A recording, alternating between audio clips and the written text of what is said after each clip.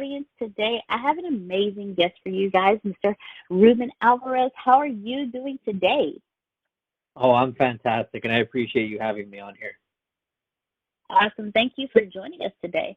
So, Ruben, if you can please let our audience know who you are and what it is that you do. Yeah, absolutely. So, it's funny. I still see myself as the kid who came out of the trailer park home out of Orange County. Like that's I think the core person of who I am, but right now what I'm currently doing is a lot different than that. I think it's just important that we never let go of the person who we really are. Our humble beginnings and what it means to us now. Right now, I'm currently in marketing, branding, advertising, just helping people create a legacy for themselves and portray themselves in the best way possible that they can do so. But really, it started from that. It started from being someone who didn't have anything, who always wanted that. They always had that idea of more, and there had to be more out there. And just by helping enough people, and knowing enough people that any dream is possible. Awesome. Definitely. Any dream is possible. So, Ruben, my first question to you is what started you on your journey to where you are today? Oh, that's a that's a loaded question. When you because there's so many starting points. There really are. In high school, I think the first thing that I noticed is that I was good at poetry. I was good at words. I was good at conveying emotion. And one of my high school teachers really brought that out of me. And looking back, I never thought that was a big part because I'm really good at like math and algebra and geometry and everything.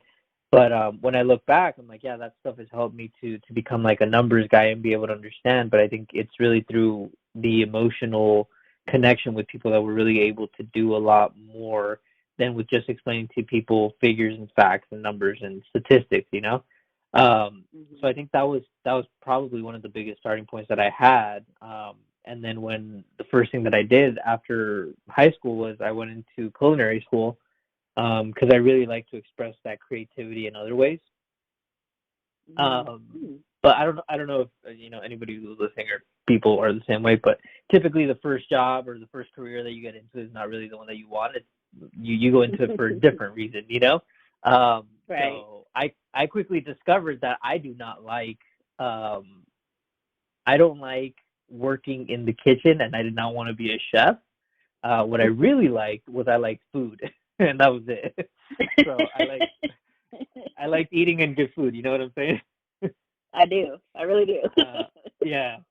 So no, I had to make a shift from there, and I decided that I wanted to get into an office job just because I knew that an office job was Monday through Friday, stability, climbing the corporate ladder, the stuff that they tell you, the 401k, being able to retire at 65, all that stuff. I was like, that sounds better than working 60 to 80 hours a week in the kitchen to make a max cap of maybe 80 to 100,000 a year, and that's it. Unless I want to open a restaurant, and I saw the reasons not to open a restaurant. So I wanted something different.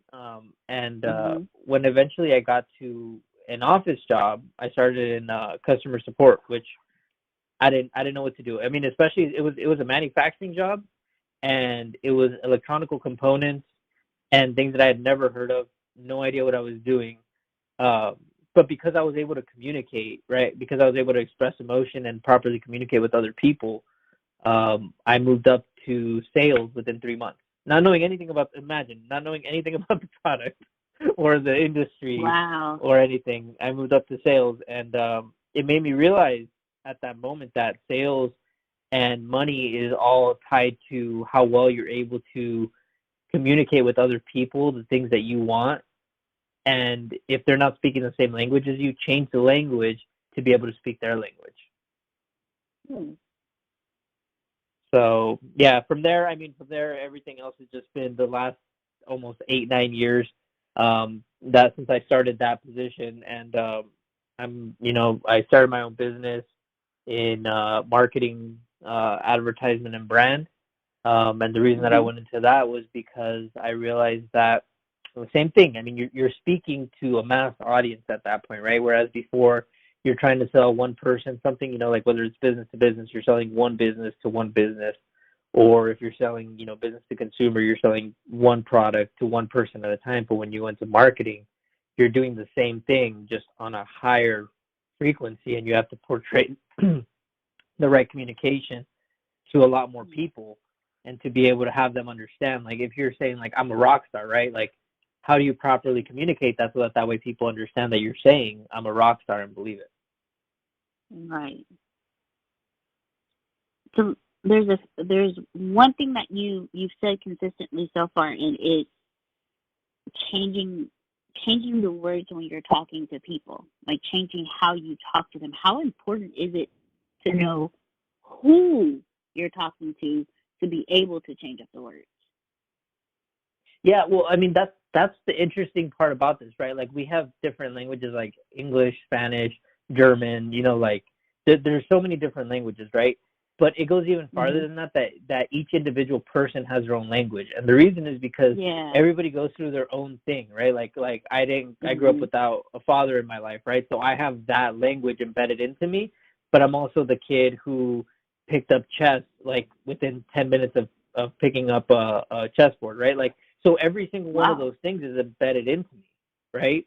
And the person that you're talking to in front of you, like my boss, he was Persian and he couldn't get along with anyone, right? And he was spitting salespeople out left and right. And somehow I was able to get along with him 90% better than everybody else. Like I still got chewed out and spit out, you know what I mean? But not every day like everybody else. And it was because I understood that he wanted to feel heard, be right, and then when you gave him an idea, to have him think it was his own idea. You know what I mean? So that's just his language of like, I'm an older person. I feel like I want respect, and everybody's trying to come in here and tell me what to do instead of listening to me, right? So that's how I feel everybody's language is important, is because nobody tries to stop and understand that everybody wants something in specific out of something, and they just say, this is what I'm going to tell you. And then when they go, I don't understand, they go, let me tell you the exact same thing, the exact same way that I just told you. And, that's where there's like conflict and stuff like that, because you're more about like, what's my message and why am I trying to tell that? So that's kind of how I'm saying, like with mass marketing and branding, it's like most people go, and I saw this at my own job too, right? Like one of the slogans was like, we don't do this, we do this, right? And I'm like, that's cool. Why have you thought that'll work, And they're like, oh, because we've used it forever. And I'm like, okay, but if it's not resonating with people and they don't believe it and they're not repeating it, and it's not part of their own belief system, like, why are you still using it? It's like, oh, because that's who we are. We don't do this, we do this. And I was like, okay,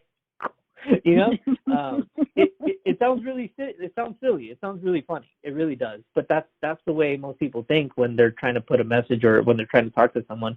They just go, okay, well, this is how it is. Like, and if you ask me the question right now, you're like, oh, I didn't get what that meant. Like, what did you mean? And I go, well, I meant this. And I say the exact same thing. You're just like, cool. I really have no interest in talking anymore. Yeah. Right. I love that you just said that, because I made that mistake when I first started off in business. Like, no, this is what I do. Okay, so what do you do? Well, this is what I do. I don't do those things, but I do these things. And when you become more aware when it comes to business and marketing, you understand that, no, that's not how you actually have a conversation with your customers. You actually listen to what your customers are telling you, so you can understand that you're one of the things that Antonio tells us is your customers will tell you how to sell them. They will tell you how to close them. You just have to listen to them. So telling them, no, we do this, we don't do that. And they're telling you, hey, what is it again? They're telling you, I don't understand what you just said. I want to tell you how to close me, but you're not even open to receive that. So thank you for stressing that to our customers, to our listeners, because I've heard that myself. And so you said that, that's why I had to laugh. I'm like, wow, that was me. Yeah, it's one of those things that you don't really understand. But I don't know. I think it's when you grow up, you have this thing that's like you're either trying to find friends because you don't have confidence, or you're just trying to find friends because you're trying to fit in, you know? And for me, it was that I was trying to fit in. And I was actually pretty short up until like ninth or 10th grade. I was only like 4'11". So I felt like I needed to try harder with people, right? And it didn't matter who it was. Like I was not the best friends with everybody, but people knew me and they never had an issue with me. And it's because of that same thing, right? I was able to speak those languages. So how it translated in business is I was able to work with the boss, right? How we mentioned. Mhm. But I don't know. Have you ever had an opportunity to work with an engineer, like a I mechanical actually, engineer or anything like that? um, not a mechanical engineer, but and I don't want to get this wrong, but as a technical, an IT engineer. I've had the Oh, opportunity okay. to work with an IT Yeah, engineer. yeah. Yeah. So most of them, they've done a ton of schooling, a ton of everything, right? Mhm.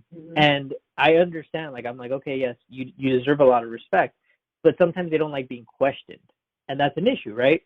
Because they actually do know a lot more than like me. But sometimes it's like it doesn't matter how much you know, but you have to still kind of keep an open head about things, right? So Mhm. with my engineer, he was like that type of way. He was very like it's my way. Like I know about engineering, I know about this. So I just found a way to be like, okay, cool. Like, I still respect you. Is there any like any universe, any possibility ever that I could be right, and I would joke around about it, And he'd be like, "You'd have to be really, really right."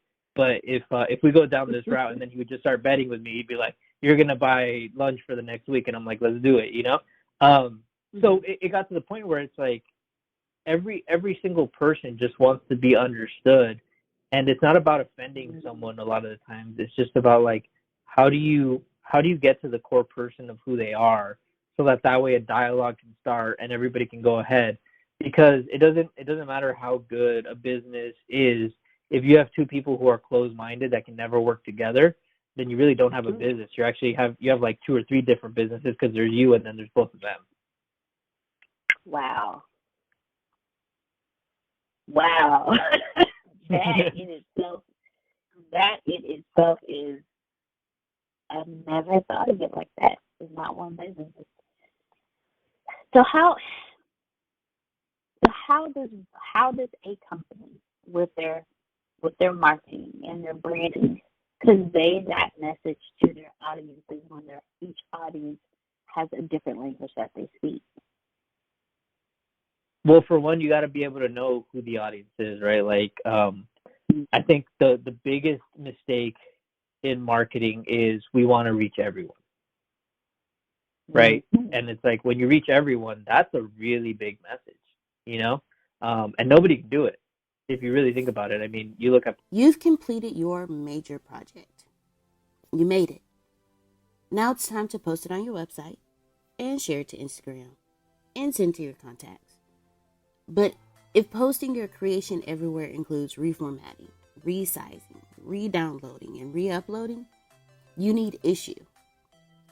Issuu is the all-in-one platform to create and distribute beautiful digital content, from marketing materials to magazines to flipbooks and brochures and more.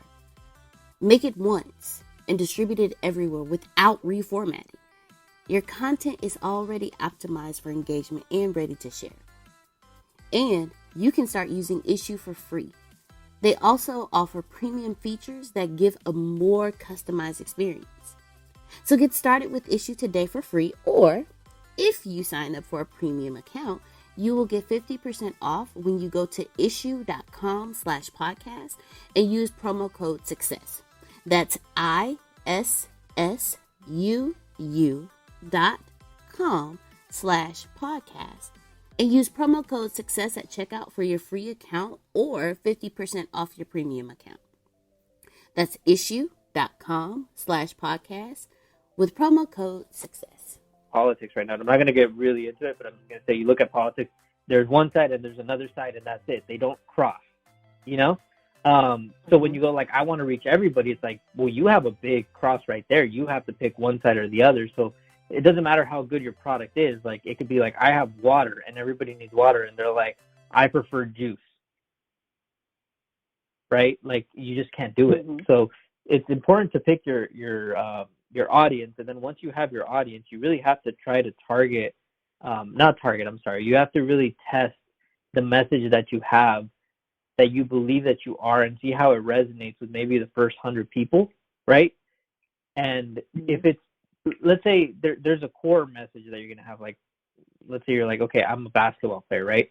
And if the first 100 people go, oh, all you have to change in your message is basketball player because we don't like them, that's your wrong audience right there. So you go back to audience, right? But if they go with little things like, okay, well, you're a basketball player, I don't believe it because I don't see a basketball in your ad, right? That's a great way to change your message. It really just comes down to those two things. If you're going after the right people, and then are you missing little things? Once you start, it takes a lot of trial and error, but that shouldn't discourage anyone because that's just part of it. It's almost like you start to play a piano, right? The first few keys that you hit, you're gonna mess up on. Like, there's no way around that. Yeah. So with marketing and branding, I think that what I've seen, I really see this in a lot of people. They start building a brand, they start building an image, they start a campaign, something, right? Publishing, article writing, a blog. They give it like 5 tries, and then they say it doesn't work. And then somebody else approaches them and they go, no, we've tried this and it doesn't work. And the best thing to say at that point is like, okay, well, if you tried building a car, never having experience, you try building a car and it fails because you didn't get it done in 5 hours, and then you start telling the world that cars don't work, you're gonna look a little insane. Yes. Wow. When it comes to branding and marketing, what are the biggest things that I have learned is, if you don't know who your audience is, you might as well not even bother marketing, because you will be throwing away money. Like you said, a lot of people want to target everybody, and that's the worst thing possible. So thank you so much for bringing that to the awareness of our audience, because everyone wants to save the world, but it's like not everyone in the world wants to be saved, so you have to find the ones who actually want to be saved. Exactly. And talk to them. So there are 2 things that you have said that I just absolutely have to ask you to break down. The first one is, sales will bring you money, but brand will bring you legacy. Can you please break that down for our audience? Yeah, absolutely. Yeah, this one I've just been working on for a really long time. Everybody chases what I call like the almighty dollar, right? Everybody's like, I need sales, sales, sales, sales. The problem is that you can have $1 million month, but if you can't have that $1 million month without salespeople, you're in trouble, right? So the idea is that you want to be able to have a baseline, no matter what it is, whether it's 1,000, 5,000, 10,000 a month, come in to you, no matter what business you are at or what business you start, because you have built a brand around you that's strong enough. So most people try to say like, okay, my business brings in 10,000 a month, right? And that's fine. If you leave that business as the business owner and sell it and start a new business, do people follow you? And if the answer is no, then your brand sucks.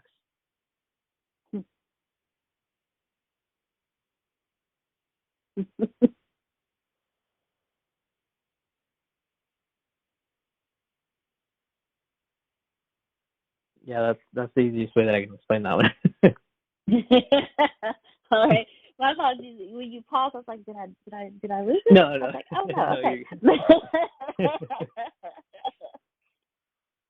So thank you for that, because when I read that, I was like, ooh, all right. And then there's another one that you said. You said the brand is not for you. It is for your business, your customers, and your employees. They need to see you win. Can you break that down for our audience? Yeah, I think that once you get to a certain point in your career, um, people want to know that they made the right decision by choosing you, and I think that most people need to see that yes, it applies to business, but we're really getting to an age and a time where personal brand is more important than business. And like if I tell people, yes, Antonio is the best person ever, right? And then I see him doing, a in-person TV interview on like the local news channel, right? I'm like, that's right. That's the guy I just told you about, right? So Antonio's thinking, oh, I gotta go on the news because then people will know me, right? And I think that most people, that's the way I'm thinking about it too, right? Like, oh, I gotta get published here and I gotta do this, and people gotta know me so that way, like they know me. It's about exposure and money, right? Not even realizing that the core of it all is every single person that has invested even a minute into the stuff that you're saying, that has told their friends that you're the greatest person ever, that has like thrown their own reputation on the line, right? Because if you buy, let's say Colgate toothpaste, and you find out that Colgate toothpaste actually uses like, you know, dog intestine or something like that, you're like, oh, I can't believe I recommended them, right? But if you find out now that not only are they really, really good company, but they're actually donating like 50% of all proceeds to like kids with like terminal cancer, you're like, oh wow, like yeah, let me tell even more people about this, right? Because you're putting your reputation on the line, and that's all that brand is like the more that you invest into your brand, the more that you invest into yourself, whether it's personal development, you buy yourself a nice car, right? Most people think that buying yourself a nice car when you're doing well is vanity. It's actually the opposite. People are going, oh, look, I follow this guy, Ruben, and he just bought himself a nice car and he says he's doing all these great things. There's the proof, right? There's the proof. He actually is living the life that I want to live. Let me tell more people about him, because if I bought something that I couldn't afford, like let's say a Lamborghini right now, which I'd be paying it, but I'd have a hard time making ends meet, right? Then people know that that's fake. When I buy a car that I can afford, people go, that's the life that I want to live. I want to incrementally get better. And by seeing him get better and do better and be published, and I see his company going over here, and I see them printing out hats and giving them to people, right? One of the things that like most companies see as like a waste of money, they go, oh, well, I don't want to buy what do they call it? Promotional branding material that's giveaway, right? Because we've been told that it doesn't do anything, not realizing that people tell other people about recommendations 80% of the time it's in person and not over the internet. So while everybody's doing internet ads and not promotional material, everybody's wearing a shirt of someone else and saying, oh, where'd you get that shirt? Oh, well, it's Quicksilver, it's Billabong, you should go over and buy it over there, right? Instead, if they had a shirt from you that was really nice, they go, oh, well, it's actually, in for the kill. Why don't you go check out his podcast? It's all about just making the customer right. That's all it is. They're always right. They say the customer's always right. It's true. Your customers are always right. Your employees are always right. And if you're making them right about you, then you're doing that service for them. Thank you very much. One of the greatest things I've learned about branding is like you said when you made the statement that a business cannot replicate the sales it did last month without salespeople is doomed, because your brand is what does that. Your brand is what gives you that solidifies you, like you were saying. So I thank you for adding that value to our audience. I don't think we understand just how important brand is. When we look at companies like Nike and Apple, we're like, oh, they're awesome, they're amazing, but we don't pay attention to how they talk to us. We don't pay attention to the actual brand itself. So thank you very much for breaking that down to our audience. And No, yeah, I absolutely. I mean, wouldn't. I was gonna say just about Coke. You know, like if you think about Coke, right? If we're talking about like the legacy and replicating sales year over year and stuff, Mhm. um, Coke can hire salespeople to bring in more sales, right?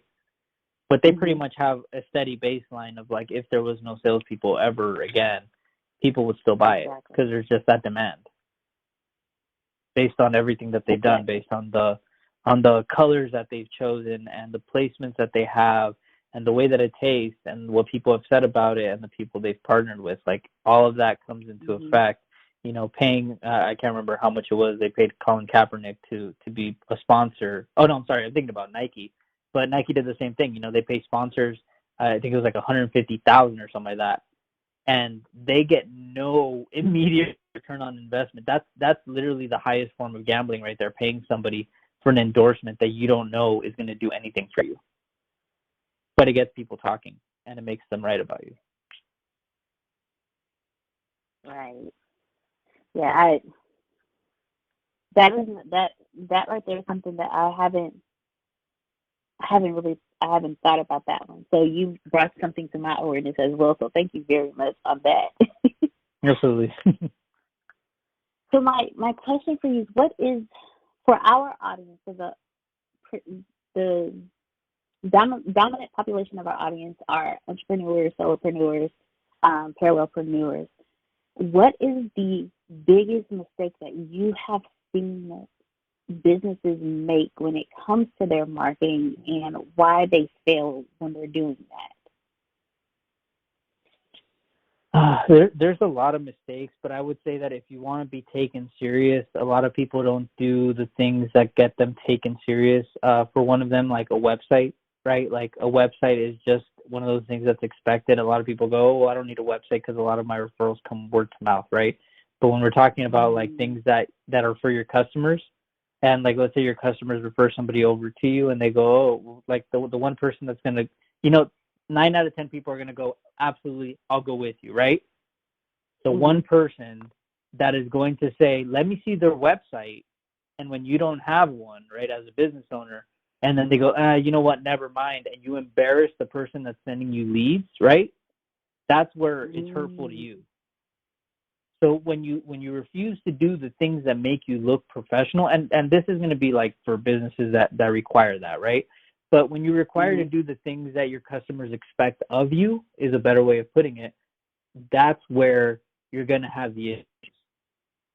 Because if they expect you to give out hats because everybody does it in the industry and you go, I don't need to give out hats, right? That Wow. makes you look bad. When you say I don't need a website, right? And let's say you're a Mm-hmm. nail salon and you're then the person next door, the nail salon, because they're everywhere, right? The one right next door to you Mm-hmm. has a great salon, ton of reviews, they're on Google, they have all this stuff, and you don't. You're making yourself look bad. So that's the number one mistake. It's like do the things that are required of you, and like ultimately, I'm not saying like go out and spend a ton of money right now, right? But as it Right. becomes available, don't pocket it, invest it. Oh, can you please repeat that one for our audience? Yeah. So you don't pocket your profits, you invest your profits, right? And it's about just not being greedy. Like if you have an extra $1,000 in profit, right? Mm-hmm. Unless you need it for bills or whatever. But if you have it as profit and that's left over, most people go, okay, well I'm gonna keep that $1,000 and now I can go on vacation, right? Take a Right. $500 vacation, go local. You know what I mean? Go to the spa or something. The other 500, put it right back into your business. Put it back into the hats. You know, you can buy 24 hats. That's not a lot of hats, you know, but they're really, really high quality hats. And you give those to your people that come in regularly, the people who are supporting you. And you know what they're going to do is those 24 people are going to tell at least one or two other people that you had never had the opportunity to reach before. All right. The reciprocity. Yeah. Yeah. Well, speaking of websites, I I do research before I speak with people, and I was on your website. And I'm like, this website is awesome. And I'm scrolling. You have have your podcast on here, but then you've also had the opportunity to work with a lot of amazing people. Mm-hmm. So what have you noticed when it comes to what's the difference that you have seen between those who have started and done well as far as small businesses versus the marketing done by those who have multi-million-dollar businesses, and how can a small business match the same volume as the larger businesses when it comes to their marketing, but not have to pay that budget because they don't have it just yet? Yeah. I mean, it comes down to creativity. That's really all it comes down to. How far can you expand with how little you have, right? I mean, for me, when we first started, what was the thing that I did? Let me think. When I first started the podcast, it's kind of like what everybody tells you. First, you start with your friends, right?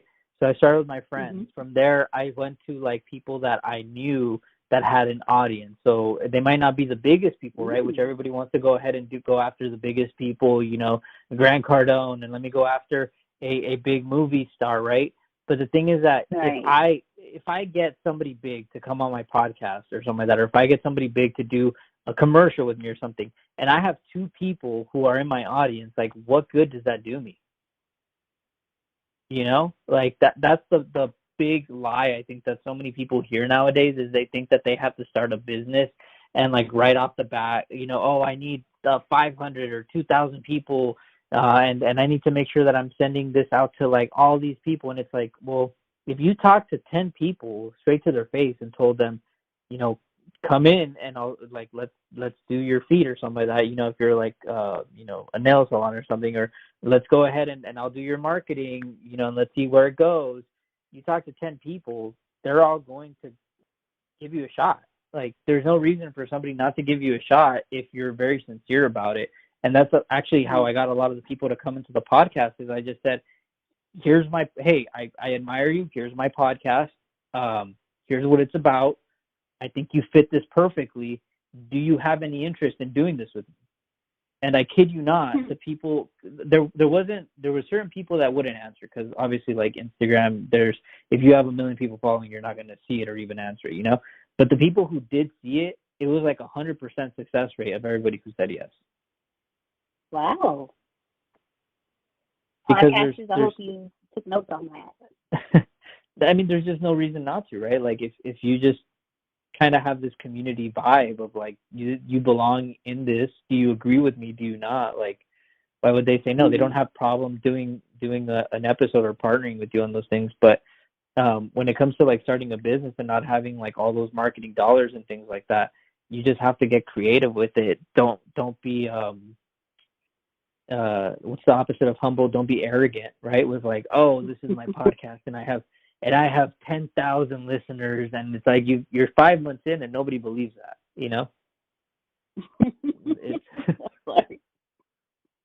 Yeah, that's one of the biggest problems in marketing. And it's to get a little bit off topic, but one of the biggest problems in marketing is that people are able to create these fake shadows and personas. And one of the hardest things that I faced is that people will tell me, there's some people that have been like, well, how many listeners do you have? And I'm like, I got this many. And they're like, really, that's it? And I'm like, yeah, I can lie to you. Like, I'm sure you've seen a lot of other people do. And then you're going to tell me no, because I told you a number that wasn't believable. I'm like, so this is what I have. But the thing is that I have consistent people and I have loyal people. And that's the reason that I actually think that it's a benefit for you, right? So that's like the real truth of like branding and marketing and stuff, is it doesn't matter what you look like. It doesn't matter any of that stuff if it's not true. So it's always about that consistent growth, as I mentioned. Like, are you consistently getting better? And if you are, the people around you, the people that are your customers, notice and they respect that. And that's the person that they keep coming back to do business with, because you're consistently doing better. You're not just like, oh, I woke up today and I'm a millionaire, and yesterday I had nothing, and nobody believes that. Nobody wants to do business with you because they know your lie. Wow. Thank you. Thank you very much. one of the things that I have even learned is when it, like you were saying, some people lie about the numbers. Well, if you're lying about your numbers, it's numbers are numbers. It's going to come out. So if you're lying about your numbers, when it comes time to start monetizing your podcast or monetizing anything that you do, and you don't have documentation of those numbers, it's going to hurt you. Whereas if you're just honest with someone, one of the things that Antonio told me a while ago, he was like, I'd rather talk to the 200 people on this podcast than pass them up and go talk to these 200,000 people over here. And I looked at it and I was like, it sounded kind of weird at the time when we first told me, and we broke it down. It was like, these are 200 loyal followers. These are 200 real people versus these 200,000 over here who may not even be real. Yeah. And no, go ahead, please. No, I was gonna say, because I've had that happen to where people say that, you know, they want it. There's two sides of this, right? Like, the first thing is that he's right. You want the people that are actually loyal. You can get in on like these giveaways on social media where you can have like 35,000 people follow you because it's like, oh, it's a celebrity giveaway and Kylie Jenner's doing it. In order to be part of it, like, you have to follow these 10 accounts. So like, you'll get 35,000 people, right, that follow you in one night, but you pay like an exorbitant amount. I think it's like $10,000 or something that people charge to get on these. You get those 35,000 people that don't know anything about you, right? They don't know anything about your message, what you're talking about. The next day after the giveaway's over, half of them leave. Within a week, 90% of them leave. So you have like maybe 3,000 at the end of it, but nobody's engaging. They're too lazy to leave. They don't know nothing about you. So it doesn't matter how big your audience is, because at the end of the day, if they don't believe in what you're saying, if you didn't grow it, it's nothing. So that's the first thing. The second thing is, a lot of people want to be able to grow, like, especially if you have a small business right now, you're listening. People want more than anything for their brand to blow up, and they want it to, like, oh, you know, 0 to 100, I got nothing right now. I got $0 in my bank account. It'd be so nice to have $100,000 worth of customers and to be able to have that, because that would help my situation out, right? Not knowing you can't even handle that. And that blessing will become your devil. Oh, I'm so happy you said that. Antonio, just this morning, he asked, do you know how many customers you want? Because if you get and then once you find out the amount of customers you want, when you get those customers, will you be able to handle them? Yep. So I think one of the things is we go into business wanting this super amount of customers, but we never think about the fact that can we handle it? And so our branding ends up not matching our business culture, which ends up just busting down your brand in general. And can you let our audience know how hard is it to come back from let's see how I can say this, a brand fallout? I'm just going to phrase it that way. Like, how easy or hard is it to come back from improper branding? Let me phrase it that way. I think the most difficult thing that you could come back from is a scandal, right? Like if people found out that like, let's say me, right? Let's say that I haven't made a single dollar this year, and I'm saying, oh man, I've made over this much money, right? I think that's difficult because nobody would trust you anymore, and then you'd have to go after a new audience, right? So the bigger your audience, the harder it's going to be for you to come back from it. If I have 10 people listening and they find out about that, then I just got to go find more people, you know? The thing that's the most difficult, though, is when you spend, let's say, a year or two building up your audience, the people that believe in you, and you let them go, they are no longer going to follow you to the next place, which means that you have to start from scratch. And that's where it gets really difficult. And you have to be really truthful and ethical in order to be able to that's where we talk about like having your brand that follows you everywhere. You have to be truthful and ethical in order to be able to take that with you wherever you are. And if you're not, we've been talking about how like people fake their numbers and stuff like that. When you're not doing that, you can have financial gain in the short term, and if that's your goal, then all for it. But then you're just going to go back to the same thing. If you make $100,000 this year, screwing people over, and then next year you make zero because you get found out, and then it takes you a whole year to build it back up in order to make another 100,000 the third year. You're basically looking at 70. What is it? 200 divided by 3. You're looking at like 66,000 a year or something like that. Whereas if you were being ethical, you might have made 60 the first year, and then 120 the second year, and maybe like 180 the third year. You know what I mean?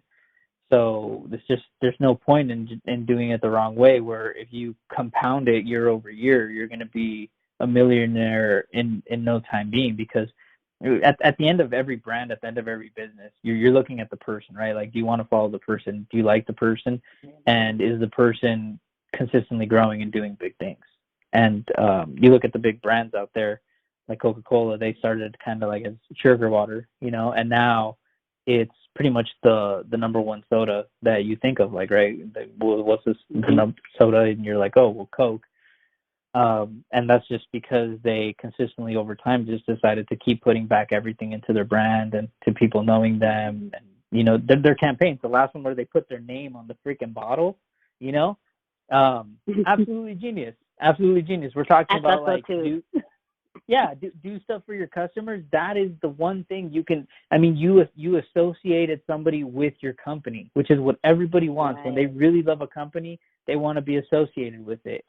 Being a small business owner, you make T-shirts, like really, really nice Nike polos with your company name and then their name on something else. It just says like great customer. Like they die all over that. But I think that most people just think that everything has to be so big, with business and stuff, and it doesn't have to be big. It just has to be personal. Thank you so much for saying that. First off, Coca-Cola had people collecting bottles. Yeah, exactly. I can't. During that time, I can't even begin to. I had one friend who they're like, "Man, I saw 3 bottles with my name on it." I'm like, "Oh, that's cool." And I went to their house, and they literally had all 3 bottles. I'm like, "But they're like, yeah, they have my name on it." And then you had some people like me. Well, fine. I'm not gonna ever find my name anywhere. So thank you, Coca-Cola. But yeah, exactly. I'm just buy it because it's so wonderful. And then the last thing you said, you were like, just make it personal. I think we don't pay attention to what actually goes on with branding, but as we start our businesses now, we realize people don't want the old generalized commercialness of companies now. They're looking for. They want that personalization. One of my greatest examples that I use when I'm talking to people is Wendy's. Wendy's Instagram. No. Wendy's Twitter is awesome. Yeah.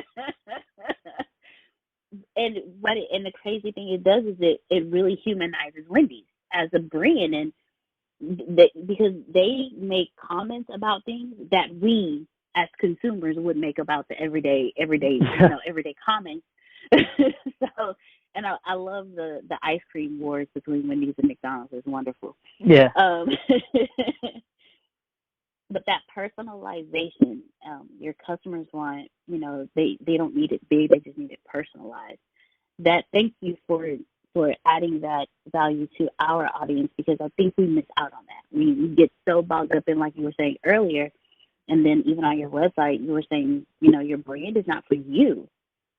Mm-hmm. Your brand is for your audience. Your brand is for your employees, and your brand, but it's not for you. And I think we miss that when we first start companies. It's like our baby, it's ours. But then we don't pay attention to the point that there's a time where it grows beyond us, and we have to see that in order for it to continue to grow. Yeah, there's definitely an ego when it comes to brand. Even like, and I'll just put this example in Instagram. a lot of people want to have a really good Instagram, right? And one of the big things that a lot of social media companies look for is your media, is the stuff that you're posting, is it engageable, right? So like, are people going to comment on it? Are they going to share it to their stories and stuff? And when we were making our we do like quotes every 3 days or whatever. I realized that we were doing some pictures of me with quotes and all this other stuff, and then I realized, I was like, why would somebody post a picture of me on their feed? That's stupid, right? Like especially for guys. Like, I'm a guy. Why would another guy post me on his feed, no matter how good the quote is, right? I told this to somebody else who said, like, why am I not getting that much engagement? I'm like, oh, dude, just kill your picture, make it an all black background, or make it something that you like, whether it's nature, whether it's the ocean, an animal, whatever it is. Just don't make it about you. Make it about something that people can relate with, that you like, right? So it's still kind of about you. Mm-hmm. And you'll see. And they're like, no, I don't want to do that, because if I do that, then the profile's not going to be about me. And I'm like, there's your problem. That's why you're not going to blow up. Because again, your brand is not about you. One of the greatest people that I'm sorry, go ahead. No, you go ahead. I was just going to say, one of the greatest people that I've seen do what you just said is Neil Donald Walsh. You never see him on. Well, Neil Donald Walsh, he wrote Conversations with God, books 1 through 4, and that whole type of series. But what he does is he will put up a picture and just write about, like, he'll say, happiness is about this or that or this or that. But you never see him post a picture about him. The picture is never him. It's either of a beautiful scenery that's like calming and soothing, people smiling, people showing, but I've never seen him post a picture of him. And those pictures those posts that he makes, they have so many shares, so many follows, and he's never on any of them. And you just explained to me why. Yeah. Coke, or not Coke. See, I get them confused so much, because both of them are just so good at what they do. Nike, right? GoPro only shows their product at the end of the commercial. You are right. And that's like a 25 to 30 second commercial that probably cost them a ton of money to make, right? So they only show their products at the last few seconds of the commercial. The rest of the time, they're showing people doing stuff with their product. Yes. So you're a snowboarder, you're a surfer, you're a skateboarder, you're somebody who likes to go out. In my mind, I'm like, I am all those things. Sure, Apple does the same thing. Oh yeah, you get this new iPhone and you're gonna go hiking with your friends, and I'm like, I am gonna go hiking with my friends, and my dumb brain doesn't realize I don't even hang out with people. You know what I mean? But I'm buying this message, because they're doing it for me. Right. Like, that's the thing, is they're making me want to have friends. They're making me want to go hiking, and I appreciate that. Yes. Apple did that to me. The last newest phone that they had, they didn't even show the phone. They just showed a video of kids outside playing, like they were in battle. They were battling over the teddy bear. They were throwing, and it was real. And I'm looking at this, I'm thinking it's like a scene in a real movie, only to find out it was a commercial from Apple. And all they were doing was showing just how wonderful the new camera was. And I promise you, I about pulled up my phone, Ruben. I was ready, not my phone, my laptop. I was ready to order a phone right there. and it you're sitting here, you watching it, it's captivating. It's like it's in HD, and you see the intensity in the kids, and they're sitting here. I mean, it takes you through all the emotions, only to find out they're only selling the new phone, and they're just showing you one of the features of the new phone. I'd never paid attention to that until you just brought it up. Yeah, it's you're never selling a product. You're always selling a feeling. You're always selling an emotion of what people feel about you, right? And the more you can tie it into their life, the better you'll do. I mean, like a lot of people want to just try to connect, right? And they're just like, oh man, if I can get my local community to believe in me, right, and to come to my place, and it's like, oh well, they have chapter meetings every month. Do you go to any of them? No. You know, do you go and go to other restaurants and try to like put all the restaurants together at you as a restaurateur and see if maybe you guys can all like collaborate on some? Nope. Like, well, you're not really doing much. You're pretty much just telling everybody me, me, me. You know? Mm-hmm.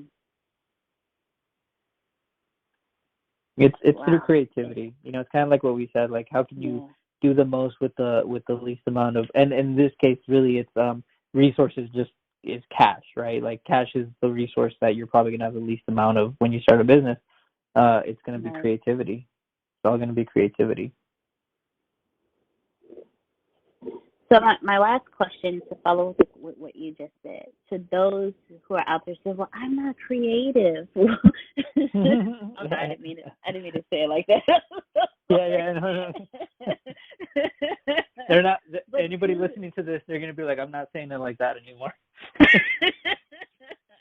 Yeah, because I'm a firm believer in everybody is creative. Just somewhere along the line, they created something that somebody negative had a lot of negative input about it, and so they shut down the creativity side of themselves. I'm a firm believer in everybody is creative. They just create in their own type of way. But for those people who are like, I'm not creative, I don't know how to be creative with my content, what do you tell them? The best advice I ever got on creativity, and it actually comes from Uncle GC. You know, he said, if you're not creative, it's because you lack commitment. The more committed you are, the more creative you will be. And it's true. A lot of the times where I wasn't creative, I would just say, I'm not feeling it today and walk away. And now whenever I don't feel creative, I actually sit down, and I have a routine now. I figured out what works for me, right? But what I originally did is I sat down and I forced myself, even if it was bad, even if it was truly bad, let's say I was writing a piece of content, to write it, and then I would look it over, and then I would rewrite. And if I couldn't get it done that day, at least I had something done, where the next day I would just, quickly edit it, 5 minutes go by, and I had the whole thing done, right? But if you're not like forcing yourself to sit down and say, I'm gonna do this, even if it's crappy, right? Like, I'm just gonna get it done, whatever comes out of it, then that's the first problem right there. My new routine looks like me sitting down, putting on some classical music, putting my phone to the side, and then start to write or whatever I'm doing, right? And that actually, I realized that classical music helps me a lot. So that's my creative routine, right? When I'm looking for an idea, I go and I read a book. So let's say that I'm like, I have no idea what to do for marketing for this new customer, right? I buy a marketing book and I listen on Audible for about like 30 minutes, and then I get a new idea. New ideas running through my mind gives me a creative new process, a new outlook, right? So I'm just looking for the one spark that someone's going to say, oh, marketing is about building blocks, and when you put those blocks from 3 to 2 to 1, now you have a new system. I'm like, oh, dude, I get that now. Let me go and write about it. You know what I mean? We usually get triggered by something. But if you're like, I don't know how to be creative, and you're not reading a book on creativity, and instead you're like, you know what, I'm going to read People Today, or USA Today, People, or whatever, a magazine, you're probably not going to get a creative idea because you're going to the wrong outlet. Thank you so much, Ruben. That was awesome. Because we don't think that way. We just say, oh, I'm not creative. And like you said, we don't even do anything about it. We just leave that and go do something completely different. So thank you for giving our audience a routine that you found out works for you, because that could possibly work for someone else. So I hope everyone has been taking amazing notes, because Ruben has been dropping some wonderful nuggets this entire time. So Ruben, before we close out today, can you please let our audience know how they can find you? Yeah, so I'm pretty proud of this one, because my name is probably the most generic name, and well, except if my name was Jose or Juan, but I have a pretty generic name, and I got the website rubenalvarez.com. So if they want to find me, they can just go to Ruben, RUBEN, Alvarez.com, and they can find me on there. And then my social media is at I am Ruben Alvarez. read. And ladies and gentlemen, we will definitely put that in the show notes as well, so you can go follow Ruben, learn from him, see what he's doing, and follow everything that he's doing, so that way you can grow your brand as well. So, Ruben, for us closing out today, do you have any final words that you would like to leave our audience with? I mean, we covered quite a bit. Like, I think this is the most intensive I've ever gotten. But I would say that if anyone's starting off, I mean, just don't be afraid to fail. Like, calculate the risk, but everything is going to be failure, no matter which way you look at it. Like, you're going to fail at something small. If you're cooking, you're going to fail at putting too much salt the first time. So with your brand, with your company, with the people that you have, just know that whenever you're failing, or if you're trying something new, if it's for them and not for you, then really it's not a failure. Don't be afraid to invest. Don't be afraid to grow your brand and grow your business. Awesome. Thank you so much for joining us today on the Secret to Success podcast, Ruben. Ladies and gentlemen, thank you so much for joining us. And in the words of our CEO, you can plant better, you can dominate. I'm not sure if you already know this, but you're already absolutely perfect. You're already absolutely great, and you're already living in massive abundance. The most important things that you have is not what you have, it's not what you do, it's what you know. Because the people who do know what you need to know to lead the middle class, they're in the top 1%, and they control 96% of the world's income. 97% of this world is trading time for money, and that is not the way to become rich, it's not the way to become wealthy, and it is absolutely not the way to leave the middle class. There are 7.8 billion people in the world right now, and they all want to learn how to make money and how to leave the middle class. But the way to become a master at anything is to learn all the rules and then bend them to your favor. Right now in this world, there are 2,057 billionaires. Right now. So if you think becoming a billionaire is impossible, that's 2,057 people that have already proved that impossibility incorrect. And if you think that's crazy, there are 46.8 million millionaires in the world, worldwide right now. Now think about that. 46.8 million millionaires, and that number grows 1,730 millionaires every single day. Money is everywhere. You don't need to max out your credit cards. You don't need to borrow from granddad and grandma. Just look behind me. Look at all the wealth sitting behind me in this junkyard. It's insane how much money is everywhere, and you don't need to go out there and beg, borrow, and steal to get it. You just need to know the rules of making money and how to leave the middle class. Essentially, all you need to know is the algorithm of making money, the rules of making money. All you need to know is what to do and how to do it, and you can leave the middle class. Any industry, yoga, golf, underwater basket weaving, clipping fingernails, it doesn't matter. All you have to do is know how to do it, how to get it done, and then find somebody to teach you how to do it, how to get it done, and you will be able to leave the middle class. If you're not getting my point, it's real simple. Whatever you have up here, as long as you understand the rules of leaving the middle class, as long as you understand how to get money, you can take what's up here and get wealthy from what you already have. Right now, the very thing you know up here is already being searched 1,000 times a second on Google. Someone right now, actually 1,730 people right now are going to become a millionaire from the stuff that you have in your head. Why can't this be you? I mean, it's 1,730 people with your ideas that are no better than you, that are going to leave the middle class, become a millionaire. Why are you not next? So how do we do this? How do we take what you know and apply it to objective money-making secrets and then allow you to leave the middle class? How do we take you from where you are and let you escape to where you want to go? So how do we make all this money, or take all this knowledge from the Warren Buffetts, from Elon Musk? How do we take everything that everyone before you has done, and how do we take all of that and then put it in your head so you can leave a legacy for your family? My name is Antonio T. Smith Jr. 32 years ago, I lived in a trash can. That's right, from 6 to 14, I had no running water, no electricity, no anything, and somehow I'm in the top 1% today. Not because I had the right background, not because I had a silver spoon in my mouth, simply because being homeless made me learn how to make money. I retired when I was 29 years old. I'm more than likely younger than you. I'm one of the top 1% income earners in one of the richest countries in the world. What I learned how to do when I was 6 years old was learn how to generate enough money to eat some cookies so I wouldn't die to death from starvation. From there, I learned how to go from cookies to a meal, from a meal to clothes, to shelter, to everything else that supplied my necessary needs. When I was 6, I was forced to learn how to make money, and now that's what I'm going to do and help you do.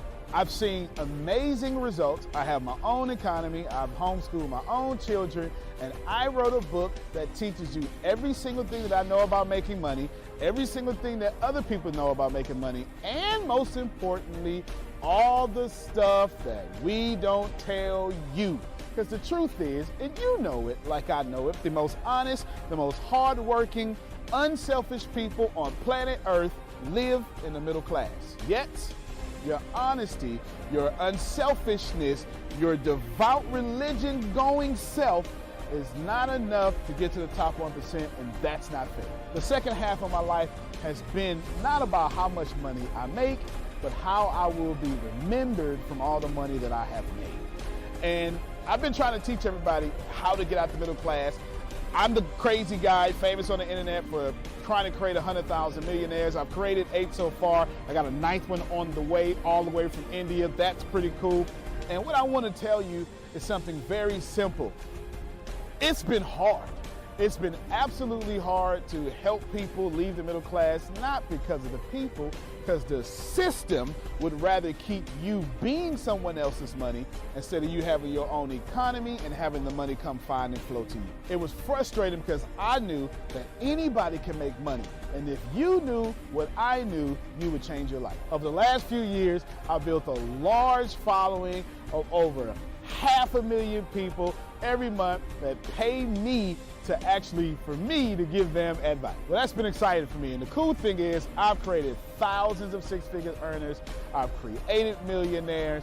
I've created people who can live their dreams and hold on to their legacies. And now my eyes are on you to create you to what you need to be great. I have been teaching my principles and these principles to hundreds of thousands of people around the world, every country, all continents, and anyone who has taken them seriously, written them down, and applied them have a 100% success rate of leaving the middle class. I've taught these secrets to my following in my inner network, and I've watched them go from 4 figures to 5 figures, 5 figures to 6 figures, 7 figures, all the way to 8. Everything that I've ever learned from millionaire mentors, billionaire mentors, and everything I learned from being homeless, and everything that got me into the top 1%, I have placed inside of a book. To date, it is the longest book that I've ever written, the most best book that I've ever written, and that book is called The Richest Man in the Trash Can, and I'm offering it to you today for free. This book is going to show you how to become wealthy into the top 1% and leave the middle class. This book is going to give you a step-by-step plan if you're 30 years old, all the way to 70 years old, how to get into the top 1%. If you're a teenager, how to get to the top 1%. If you're a millennial, how to get to the top 1%. It's going to teach you how to make 6 figures immediately, teach you how to get to $1 million immediately, and all that good stuff. Plus, I'm going to give you the 36 objective laws of leaving the middle class. Plus, I'm going to give you every last one of my secrets that have made me rich. You have to understand that leaving the middle class is the most important fight that you're going to have in your life. And to be honest with you, and you can kind of relate to this, it almost takes $450,000 a year just to be broke in America. And that's just in America. If you don't leave the middle class, which is actually an illusion, then you are going to have a really hard time. Think about it for a second. Most of you are going to be watching this are going to be baby boomers, and you've been sold a bad check. They lied to you. Your retirement was not enough for you to live comfortable, and I'm going to give you this book for free so you can figure out how to triple your retirement and then quadruple your retirement, and then as Grant Cardone would say, 10x your retirement so you can live the life that's worthy of you. I want you to remember that leaving the middle class is the most important battle that you could ever face in your entire life, especially for your family. So consider this video, this book, your friendly tap on the shoulder. I want to send you a free copy of this book because I believe that abundance is your birthright. I believe that abundance is freedom. And I believe that this book is right for you. In fact, I believe in that so much that I will send you the book for free. All you have to do is cover the cost of shipping. I'll eat the cost. I'll take the loss. And all you have to do is get the book and dominate your reality right now and apply the principles so you can be the best person for your life that is yours. Fill out the form sitting right there to the right. Go ahead, dominate your reality. I can't wait to send you my book. I can't wait to meet you. I can't wait to have you as someone that's been on the journey with me. Antonio T. Smith Jr., you can plant better. You can dominate.